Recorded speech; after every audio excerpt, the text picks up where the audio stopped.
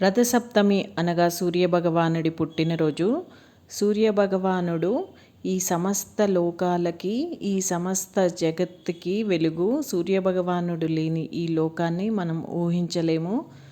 అలాంటి సూర్యభగవానుడి పుట్టినరోజు ఎప్పుడు వస్తుందంటే మాఘమాసం శుక్లపక్షమి 7వ రోజుని హిందూ క్యాలెండర్స్ ప్రకారం రథసప్తమిగా జరుపుకుంటాము.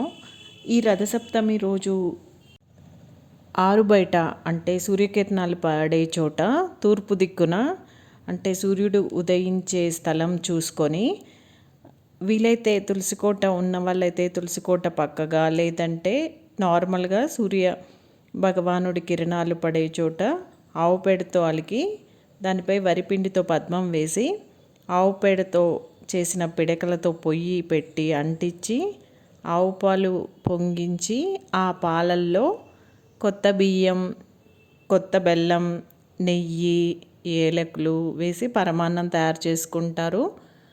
లేదంటే పాలు పొంగించుకోవచ్చు. కొందరు తులసికోట ఎదురుగా 7 చిక్కుడుకాయలతో రథం చేసి చిక్కుడు ఆకులపై పరమాన్నం ఉంచి దేవుడికి నైవేద్యంగా పెడతారు.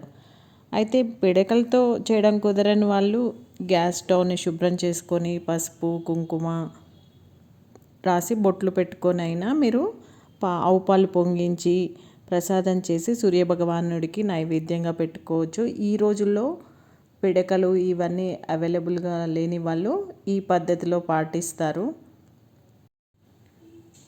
ఇంటి వాకిళ్ళ ముందు చాలా విశేషంగా రథం ముగ్గులు వేసుకుంటారు. సూర్యభగవానుడి వాహనం 7 అశ్వాలతో రథంగా ఉంటుంది. 7 అశ్వాలని రథంగా చేసుకొని సంచరిస్తుంటాడు. సూర్యభగవానుడికి ప్రతీకగా ఈ రథం ముగ్గుని చాలా విశేషంగా వేసుకుంటారు.